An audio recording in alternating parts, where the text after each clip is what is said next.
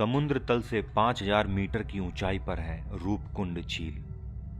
उत्तराखंड के हिमालयन क्षेत्र में इसे कंकालों वाली झील भी कहा जाता है, क्योंकि इसके आसपास कई कंकाल बिखरे हुए हैं। एक दंत कथा बताती है राजा और रानी की कहानी। सदियों पुरानी इस झील के पास ही नंदा देवी का मंदिर है। पहाड़ों की देवी, उनके दर्शन के लिए एक राजा और रानी ने पहाड़ चढ़ने की ठानी, लेकिन वो अकेले नहीं गए, अपने साथ लाव लश्कर ले गए।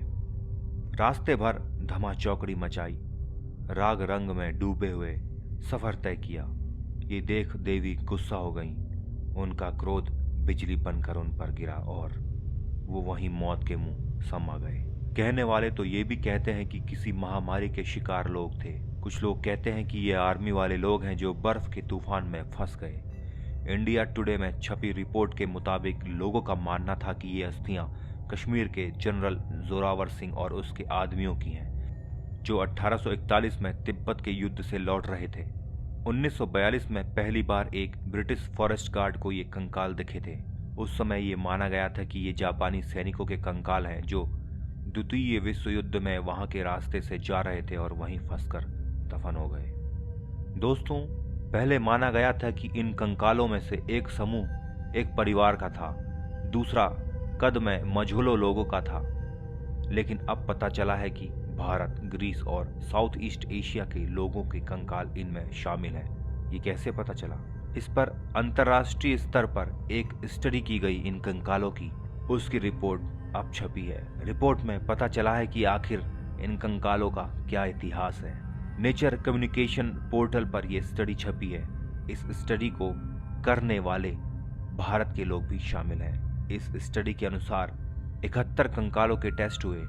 इनमें से कुछ की कार्बन डेटिंग हुई, कुछ का डीएनए जांचा गया। कार्बन डेटिंग एक टेस्ट है जिससे पता चलता है कि कोई भी अवशेष कितना पुराना है। इनकी अभी तक जांच नहीं हुई थी, इसलिए क्योंकि एक तो जिस जगह ये झील है वहां के रास्ते में और आसपास लैंडस्लाइड बहुत होता है। दूसरा, यहाँ जितने कंकाल थे उनमें से कई के हिस्से लोग उठा के ले गए हैं। पता चला है कि ये सब कंकाल एक समय के नहीं हैं, अलग अलग टाइम पीरियड के हैं, अलग अलग नस्लों के हैं। इनमें महिलाओं और पुरुषों दोनों के कंकाल पाए गए हैं। अधिकतर जो कंकाल मिले हैं उन पर की गई रिसर्च से पता चला है कि जिन व्यक्तियों के ये कंकाल थे वे अधिकतर स्वस्थ ही रहे होंगे। यह भी जांचा गया है कि इन कंकालों में आपस में कोई संबंध तो नहीं था, क्योंकि पहले साइंटिस्ट ने इनमें से एक समूह को एक परिवार माना था। रिसर्च में मिले डेटा से ये बात साफ स्पष्ट हुई है कि ये लोग परिवारों का हिस्सा नहीं रहे, क्योंकि इनके डीएनए के बीच कोई भी समानता वाला कारक नहीं मिला है। जांच में इन कंकालों में कोई बैक्टीरिया या बीमारी पैदा करने वाले कीटाणुओं के अवशेष नहीं मिले। इसका मतलब कि ये काफ़ी चांसेस हैं कि इनकी मौत किसी महामारी की वजह से भी नहीं हुई होगी। हालांकि इसको लेकर ध्यान रखने वाली एक बात है, इतने समय बाद अगर किसी बीमारी फैलाने वाले कीटाणु या विषाणु के अवशेष नहीं मिले तो इसका मतलब ये भी हो सकता है कि उनकी मौजूदगी बहुत कम मात्रा में रही हो या अब वो ट्रेस नहीं हो रही हो। इनमें से अधिकतर भारत और उसके आसपास के देशों के कंकाल हैं। इन्हें साउथ ईस्ट एशिया के समूह में रखा गया है। कुछ इनमें से ग्रीस के इलाकों की तरफ पाए गए। एक कंकाल चीन की तरफ के इलाके में भी बताया जा रहा है। ये सभी कंकाल एक साथ एक समय वहां इकट्ठा नहीं हुए।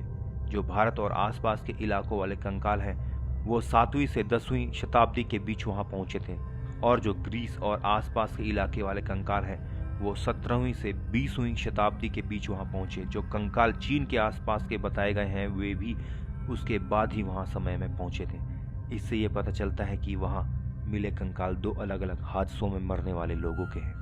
अब बात की जाए वो हादसे क्या थे जिनमें ये लोग मारे गए, उसे लेकर अभी एक मत होकर कुछ नहीं कहा जा सकता है। कुछ कंकालों की हड्डियों में ऐसे फ्रैक्चर पाए गए जो गिरने पड़ने, चोट खाने से लगते हैं। इससे अंदाजा भी लगाया गया कि शायद ये लोग किसी तूफान में फंसे थे। भयंकर अंधड़ ओले भी गिरे होंगे, लेकिन वो भी एक थ्योरी ही है। तो दोस्तों, रूपकुंड के कंकालों को लेकर जो कहानियां चली हैं वो दंत कथाओं में शामिल हो चुकी हैं, लोक कथाओं का हिस्सा बन चुकी हैं। इन कंकालों पर की गई स्टडी चाहे जो कुछ भी बताती हो, रूपकुंड का कंकालों वाली झील ये नाम आने वाले काफी समय तक उसके साथ बना रहेगा।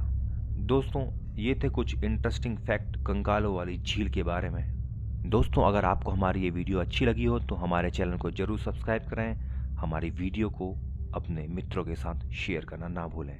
मिलते हैं बहुत जल्दी अगले एक इंटरेस्टिंग वीडियो के साथ। तब तक के लिए नमस्कार।